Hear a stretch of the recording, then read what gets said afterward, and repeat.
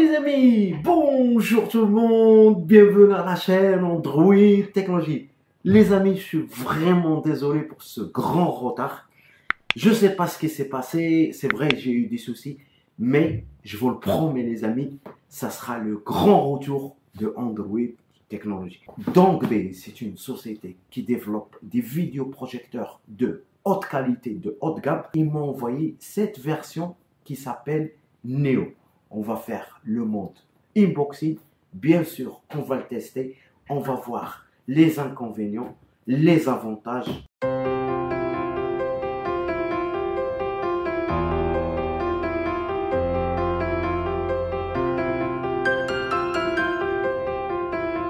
Concernant les paramètres, comme vous voyez ici, vous avez 1080p Full HD.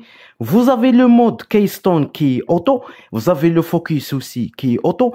Et l'avantage aussi dit DongBay, la version Neo, la Wi-Fi qui fonctionne sur les deux modes, 2.4 et 5 GHz.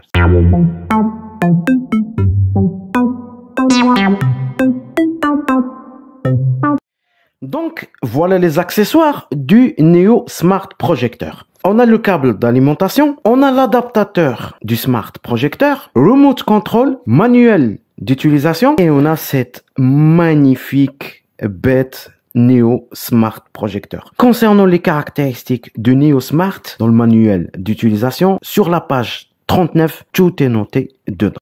Je commence par le remote control. Bon, c'est un remote control, une télécommande qui est normale comme les autres télécommandes.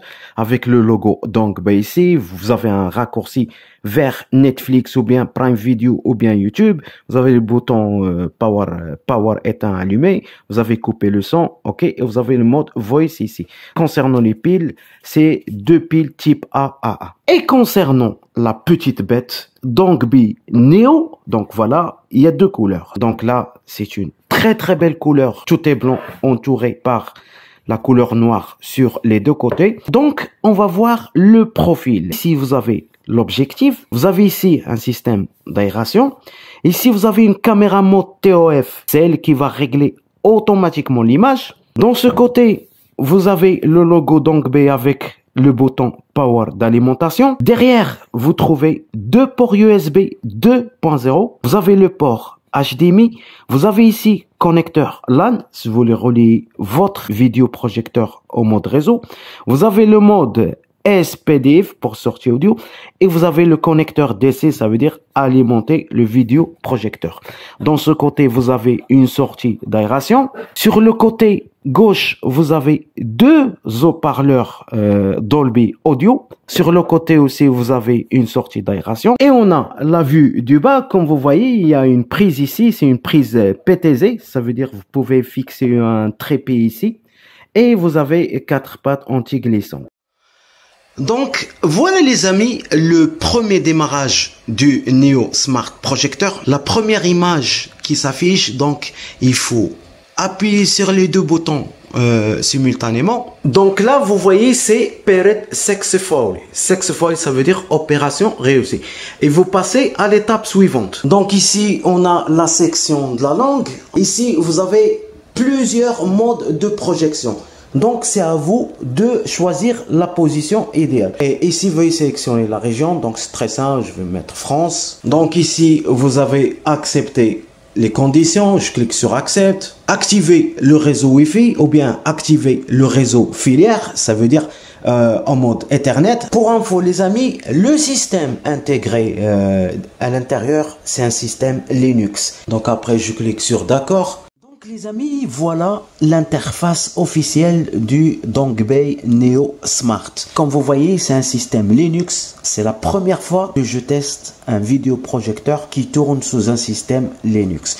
Donc ici, bon, vous connaissez les applications. Vous avez YouTube, YouTube Kids, Prime Video, Open Browser. Donc là, dans App Store, je ne suis pas sûr. Est-ce que la plupart des applications que je trouve sur un système Android, je vais les trouver ici. Vous avez Mirrorcast pour caster votre smartphone directement sur le vidéoprojecteur. Vous avez ici le mode Home Share, ça veut dire le partage aussi. Vous avez ici Bluetooth Speaker, ça veut dire Si vous avez un speaker, vous pouvez le relier avec votre smart directement. Ici, Tiki Live, je connais, de câbles alternatifs. C'est un jeu YouTube. Donc, on va voir les paramètres, les amis. Vous avez Netflix. Dans paramètres, vous avez mode HDMI, vous avez mode Home, vous avez mode USB. Donc, ça, c'est basique.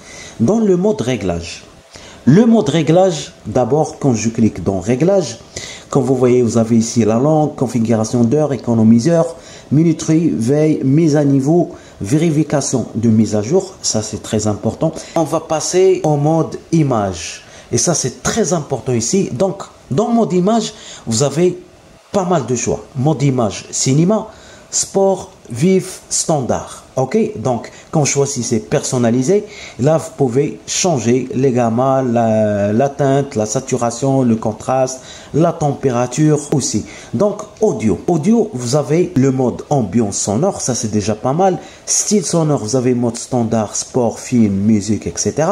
Vous avez mode de sortie numérique Dolby Digital. Vous avez 4 modes: Dolby Digital Plus, Digital normal, PCM et auto. Moi je vais le laisser dans le mode digital, Dolby Digital. Et vous avez l'amélioration des dialogues. Donc, on a vu image, réglage, on va voir la projection. Donc, projection, comme vous avez vu tout à l'heure, mon vidéoprojecteur qui donne directement sur le mur, comme vous voyez. Si vous voulez le fixer sur le mur, vous choisissez cette position. Ok? Donc, mode réseau, ça, c'est la puissance du Neo. Vous avez connexion Internet, vous avez l'interface sans fil, le réveil en mode WLAN, parce que vous pouvez le connecter en mode réseau Ethernet. Ici, le Wi-Fi, vous avez l'adresse IP. Les paramètres d'adresse IP, ça veut dire que vous pouvez vous-même changer le mode DNS. Vous avez le testeur de connexion, information sur le protocole IPv6 et vous avez aussi testé la connexion du protocole IPv6. Ici, à propos, on a le mode Bluetooth. Connexion Bluetooth, vous avez ici, voilà, elle est déjà connectée et vous pouvez ajouter pas mal d'autres choses dans le mode Bluetooth. Mise au point. Donc la mise au point, je suis en mode auto. C'est grâce à la caméra que vous avez vu tout à l'heure. Elle est en train de fixer l'image et après, il va tourner en mode normal. Et ici, on a le mode zoom. Donc le mode zoom, vous pouvez zoomer comme vous voyez l'image. Après, vous mettez enregistrer si vous voulez. Et ici, vous avez la clé de voûte. La clé de voûte, quand je mets manuel, regardez, je peux changer le réglage manuellement. Mais de préférence les amis, moi je préfère le mode auto. Il va initialiser l'image. Regardez, l'auto keystone in progress. On va voir App Store, est-ce que c'est les mêmes applications qu'on a sur un système Android, genre Google Play Store, ou pas? Donc là, c'est l'interface officielle. On va aller dans Paramètres. Qu'on clique dans Paramètres. Donc ici, vous avez c'est un avantage.